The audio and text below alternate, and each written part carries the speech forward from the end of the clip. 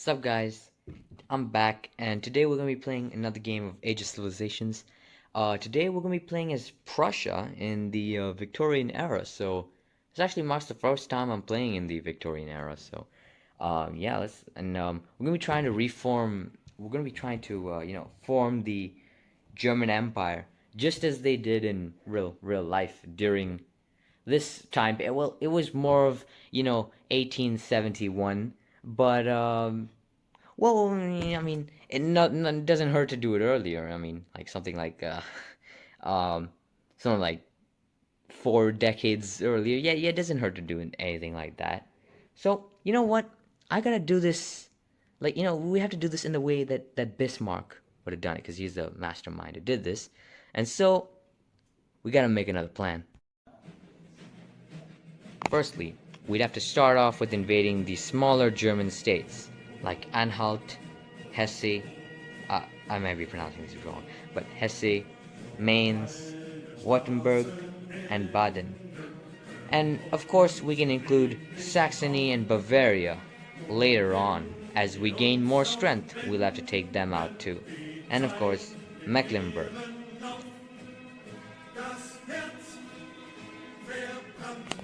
In step 2, we'll have to seize Hanover and Holstein, two places which are essential to forming the German Empire. They are part of the territory. But the problem is that both of these countries are technically vassal states of Britain and Denmark, and attacking, say, Holstein would provoke a reaction from Denmark. So the plan, or say, Hanover would provoke a reaction from the United Kingdom. So the plan is simple: get Hanover to declare war on the United Kingdom, and that way they will not be a vassal state anymore, and we can simply just walk in and take the land for ourselves. Rinse and repeat the same for Holstein, and you have these two lands in no time. Then once all that is said and done, the only thing you'll need is Alsace-Lorraine from France, and we'll have to invade them Franco-Prussian style. But in this case, we won't even need to even fight them as ferociously as happened in real life. We can simply get Spain to do the brunt of the work. By getting them to declare war on France, we will get them to do our work for us. And just like that, we'll be able to seize Alsace-Lorraine and then form the German Empire. So I simply start as normal and just grind money, really stockpile money, which is made pretty easy since Prussia already starts off pretty strong and they have a high industrial capability. So I quickly raise units and invade Anhalt. Very quick. Well, it goes pretty simply, one turn only. And I immediately move the leftover troops to prepare for an invasion of Hesse. Hesse, I think. I don't know how to pronounce it. I say it as Hesse. Anyways, that one also goes in within one turn. And then I attack Mainz as well. After that one, which also falls in one turn. And then I also, eventually I just take out, I have to, raise more troops since, well, you see, the thing is, since most of them are at their capitals, they have their fortresses, right? And thus more damage is done. So in the end, I do lose more from these wars, but the population I gain is pretty much worth it. So I quickly take over, I think it was Württemberg, right? And then I take over Baden pretty easily as well. So that goes pretty well. I take them all out before they can spread apart. And then I just quickly assimilate all of this, and I give it a moment before stockpiling again. And then I quickly move to Mecklenburg to take over that as well, since that's one of the last of the smaller places. And once again, the invasion goes very, very easily. But then the Austrians surprise attack me. And this actually really pissed me off. I can't tell you guys how much pissed off I got, because, I really didn't want to fight them. So I got the Russians to declare war on them and well, of course, they'll do the brunt of the fighting for me. And I tried to make peace with the Austrians, but they really didn't want to make peace. So I quickly conscripted some units, and I quickly fought back. Oh yeah, okay, map got messed up. Anyways, I quickly fought back against the Austrians. I kept trying to make a peace deal, but they kept rejecting it over and over again. And of course, these next few minutes, I just kept trying to fight back against these guys. These guys literally recruited like thousands of people to try fight me. I'm pretty sure they really wanted Silesia back after the Prussians kind of took it from them in real life. Funny enough. So right now I'm at like my I start running out of money even. And so once again I try to make a peace deal.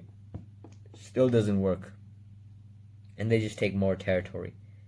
And like they even nearly reach Berlin, but luckily I'm able to stop them.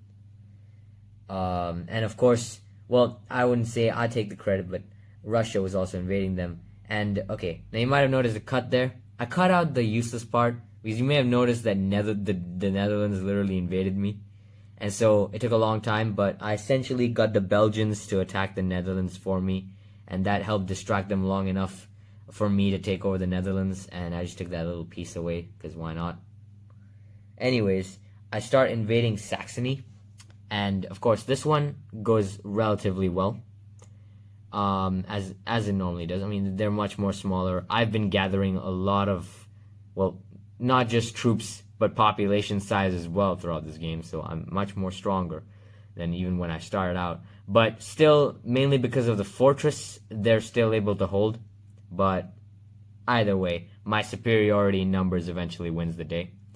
And just like that, I managed to take all that. And if you notice, Russia eventually took over the entirety of the Austrian Empire. But luckily I'm on their good side, so I don't really have to worry about that. So the next thing I do is I prepare to attack Bavaria.